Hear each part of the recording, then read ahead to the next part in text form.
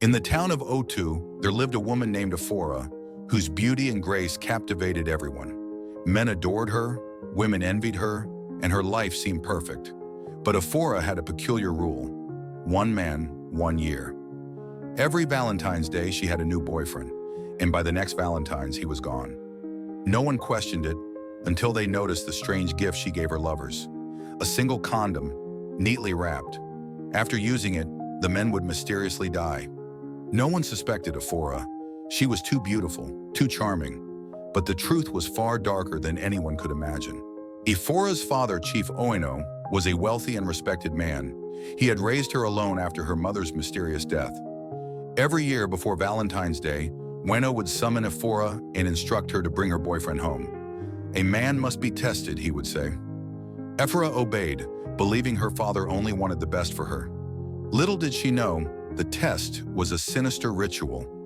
Otieno had made a pact with dark spirits, and Ifeoma was unknowingly delivering her lovers to their deaths. Ahadi was Ifeoma's first victim, a young, ambitious banker deeply in love with her. On Valentine's Day, Ifeoma took him to meet her father. Otieno welcomed Ahadi warmly, asking simple questions about his life and intentions. Satisfied, Ifeoma and Ahadi left. That night, Ifeoma gave Ahadi the special condom.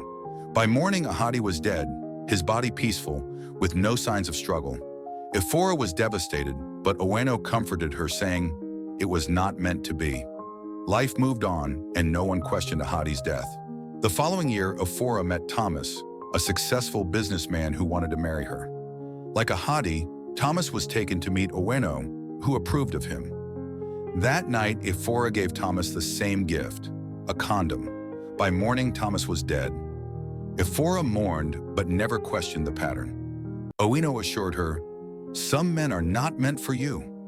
The cycle repeated year after year, with Ifeoma unknowingly delivering her lovers to their deaths. Years later, Ifeoma met Ejiro, a man unlike her previous lovers. Ejiro wasn't wealthy or powerful, but he had something special: a mother who prayed fervently for his safety. When Ifeoma took Ejiro to meet Otieno, the old man welcomed him as usual. But Ejiro felt uneasy about Otieno's calm, knowing smile. On Valentine's Day, Ifeoma planned a romantic night at a hotel, just like she had with her previous lovers. As Ejiro and Ifeoma prepared to spend the night together, Ejiro called his mother. She begged him to come home, her voice filled with urgency. "My spirit is not at peace," she said. But Ejiro, blinded by love, ignored her warning. Ifeoma handed him the special condom, insisting they use it. Ejiro hesitated, sensing danger, but eventually gave in to her charm. That night, something unexpected happened. Instead of Ejiro dying, Ifeoma began to convulse, vomiting blood. Ejiro watched in horror as the woman he loved fought for her life. The hotel staff, familiar with Ifeoma's annual visits, called Chief Otieno. When he arrived, he realized the ritual had failed. The spirits had come for Ifeoma instead. Under pressure, Otieno confessed the truth. Years ago, he had made a pact with dark spirits, sacrificing his wife for wealth. The spirits demanded annual sacrifices, and Ifeoma had unknowingly delivered her lovers to their deaths.